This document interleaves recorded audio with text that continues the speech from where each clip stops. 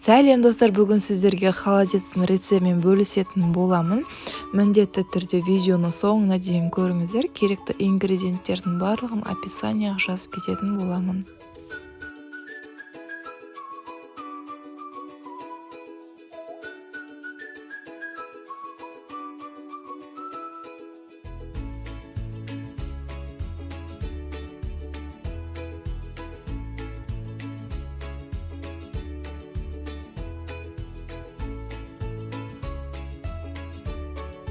Холодецті тананың жарты шекесінен жасайтын боламын. Менде жарты шекесі ортасынан бөлінген. Екі сирақтан жасайтын боламын. Екі сирағымда ортасынан бөлінген. Және тағы да керегі бізге чеснок, дәмі кіру үшін лавровый лист и қара бұрыш, домалақ қара бұрыш керек. Егер де сіздерде мен сияқты шеке жоқ болса, онда қара кесек ет қолдануға болады. Осы сиырдың немесе тананың осылай шұңғылдау қазанға немесе кастрөлеге осылай сүйектерімізді салып аламыз. Содан кейін үстіне суымыз мұздай болу керек, суымызды құйып аламыз.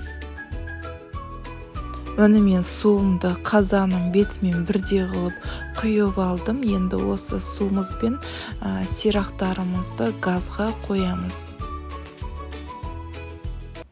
Сирағы мен шекемді газға қойдым. Отымыздың асты жоғарылық көтеріліп тұр. Енді біздің суымыздың бетіне осылай көбіршіктер қалқып шығады. Осы көбіршіктердің барлығын біз тазалап алу керек. Біз сорпамызды сапырып отырып тазаласақ, сол кезде біздің сорпамыз мөп-мөлдір тап-таза болып тазаланатын болады. Дәл осылай 2-3 рет сорпамызды тазалап сүзгішпен сүзіп аламыз. Сорпам әлі жоғары отта тұр. Менің көбіктерім әлі таусылған жоқ. Сол себепте мен осылай ожаудың көмегімен сүзгішке сүзіп отырып, егерде сүзгішпен ғана алатын болсаңыздар, онда көбіктеріңіз таза алынбайды. Осылай ожаудың көмегімен сорпамызды сапырып отырып, сирақтарымызды жылжытып отырсаңыздар, көбіктердің барлығы шығады, көбіктердің барлығы алынады. Көбігіміздің барлығы алынып тазаланғаны дұрыс. Сол кезде біздің сорпамыз тұнық болады. Сорпамыз тұнық болса, біздің холодецімізде әдемі болып шығады, тұп-тұнық болып шығады. 10-15 минут осылай сорпамыздың астын қаттырақ қойып, яғни баспай отымызды, сорпамызды жақсылап тазалап аламыз. Менің уже сорпам тазаланып қалды. Көбіршіктері осылай біздің сорпамыз тап-таза болу керек. Сорпамыздың дәмі кірсін деп 2 тал пиязды ашып салдым. 1 тал сәбізді ашып ортасынан бөліп салып қойдым. Бұл міндетті емес, қалауларыңызбен салсаңыздар да болады, салмасаңыздар да болады. Дәл осылай жай бая отпен мен тұзын салдым. Оны тұзды дәміне қарап өздеріңіз саласыздар. Газдың астын жай бір қалыпты отпен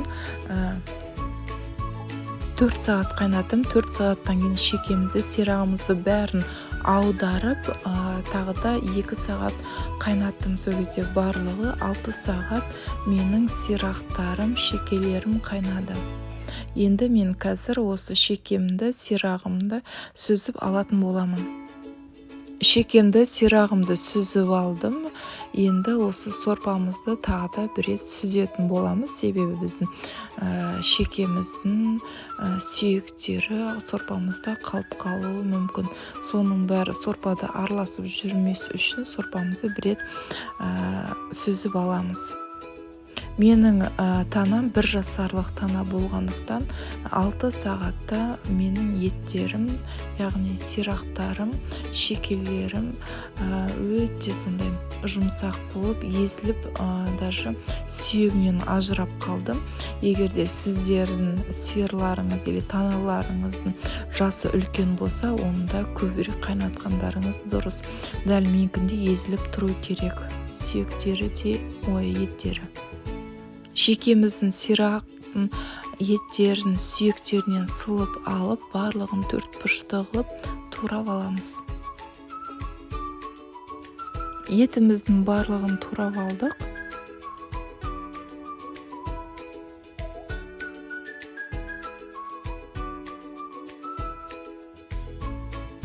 Бағана айтып кеткенімдей, сорпамызды тағы да бір рет сүзгіштен сүзіп аламыз. Мен сияқты басқа ыдысқа сүзіп алсаңыздар болады.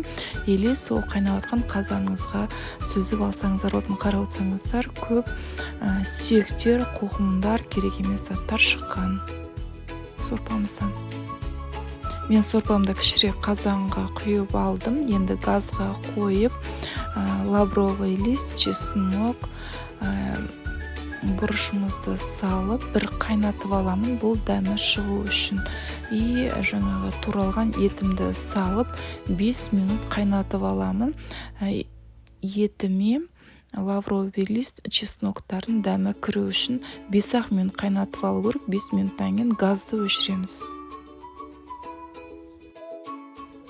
5 минут қайнағаннан кейін газымызды өшіріп алдым. Енді сорпамызды жақсылап араластырып, ыдыстарға құйып қоямыз. Мен осындай шиша жайпақтау ыдысқа құйып салатын боламын. Барлық ыдысқа құюға болады. Сорпаңызды кішкене салқындатып, жақсылап араластырып, пластмасс ыдыстарға құйып тастасаңыздар болады. Одноразовый ыдыстарға құйып тастасаңыздар болады. Оның бәрі қалауларыңызбен. Мен ыстықтай қалпында осындай табақтарға и сорпа ішетін осындай 5-6 ыдысқа құйып қойдым.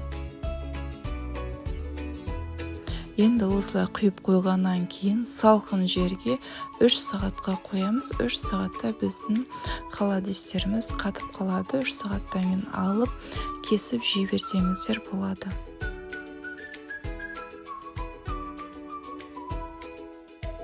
Менің холодильниктерімді салқын жерге 5 сағат қойдым. 5 сағаттан кейін ғана алып кесіп жатырмын. Видеода көріп тұрсыздар, холодильниктерім күшті болып қатқан, іркілдеп тұр. Егер де видеоны дәл осы жерге дейін көрсеңіздер, міндетті түрде маған тіркелмеген болсаңыздар, тіркеліп қойыңыздар. Лайк басып отырыңыздар. Менің еңбегімді бағалап, түсінбеген жерлеріңіз болса, комментарияға жазып кетсеңіздер болады. Міндетті түрде жауап беретін боламын. Менімен бірге болғандарыңыз үшін рахмет. Сіздермен бірге болған Алима Жарқынбекқызы.